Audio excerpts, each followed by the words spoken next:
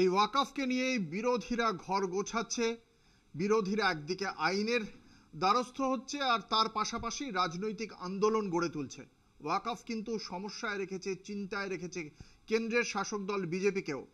এনডিএর অন্যতম শরিক জেডিইউ থেকে 3 বিধায়ক এই ওয়াকফ আইনকে কেন্দ্র করেই সরে গিয়েছে। আর সেই আবহেই বিহারের বিধানসভা নির্বাচন আগামী নভেম্বরে। বিহারে বিরোধীরা কিভাবে ঘর গুছোচ্ছে সেই খবরে আসবো একটা ছোট্ট বিরতির পর। সঙ্গে থাকুন। ফিরে এলাম বিরতির পর। আপনারা দেখছেন পলিটিক্স, আপনাদের সঙ্গে রয়েছি আমি অঙ্কুর। কে হবেন বিহারের মুখ্যমন্ত্রী এই মুহূর্তে সেটা খুব একটা বড় বিষয় নয়। বিহার বিধানসভা নির্বাচনে জোটের গুরুত্বই হলো আসল কথা। মঙ্গলবার দিল্লিতে কংগ্রেস নেতৃত্বের সঙ্গে বৈঠক শেষে একথাই জানালেন আরজেডি নেতা তেজস্বী যাদব। চলতি বছরের শেষ পর্বে বিধানসভা ভোট রয়েছে বিহারে। এই দিনের বৈঠকে হাজির ছিলেন কংগ্রেস সভাপতি মল্লিকার্জুন খাড়গে এবং রাহুল গান্ধী।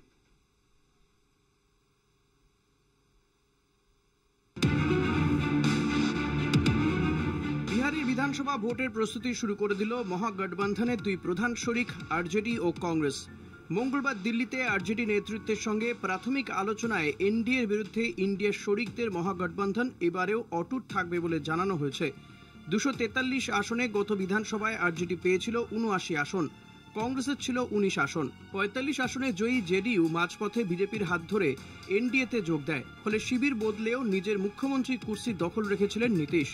এদিন বৈঠক শেষে আরজেডি নেতা বিহারের প্রাক্তন উপমুখ্যমন্ত্রী তেজস্বী যাদব জানান, রাজ্যবাসী ক্ষমতায় বদল চায়। সেদিকে লক্ষ্য রেখেই কংগ্রেস ও বাম দলগুলির সঙ্গে আসন রফা করে ভোটে লড়াই করা হবে। গতবার কংগ্রেস জোট শরিক হিসেবে 70 আসনে লড়াই করে মাত্র 19 আসনে জয় পেয়েছিল। এবার তাদের কম আসনে লড়তে হতে পারে। সূত্রের দাবি, প্রাথমিকভাবে তা মেনে নিয়েছে কংগ্রেস হাইকমান্ড। তবে আসন্ন নির্বাচনে আসন বন্টন নিয়ে আলোচনা হয়নি বলে জানিয়েছে কংগ্রেস। ইতিমধ্যেই আরজেডির তরফে তেজস্বীকে মহাগঠবন্ধনের মুখ্যমন্ত্রী মুখ হিসেবে তুলে ধরার দাবি উঠেছে।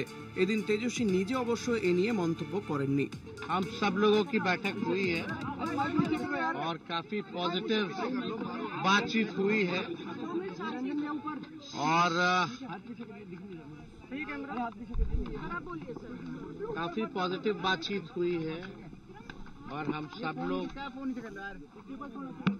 17 तारीख को भी जो है अदर अलायंस पार्टनर के साथ जो लेफ्ट पार्टी है, वीआईपी पार्टी है, कांग्रेस और आरजेडी, पटना में भी हम लोग बैठेंगे और हम लोगों की क्या स्ट्रैटेजी है वो तो मीडिया में हम लोग बताते नहीं है, लेकिन हम लोगों की पूरी तैयारी है और हम लोगों का पूरा मजबूती के साथ बिहार को आगे ले जाने का संकल्प है।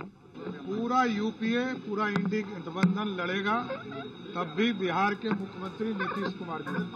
কংগ্রেস সভাপতি খাড়গে জানান, এনডিএকে পরাজিত করার লক্ষ্যে কৌশল নির্ধারণে দুই দলের মধ্যে আলোচনা কেন্দ্রীভূত ছিল। মুখ্যমন্ত্রী মুখ নিয়ে ভোটের ফল প্রকাশের পর আলোচনা হবে বলে জানান কংগ্রেস সভাপতি। আগামী 17 এপ্রিল পাটনায় দুই প্রধান শরিকের সঙ্গে বাম দলগুলি মিলে পূর্ণাঙ্গ মহাগঠবন্ধনের নির্বাচনী আলোচনা হবে। কলকাতা টিভি।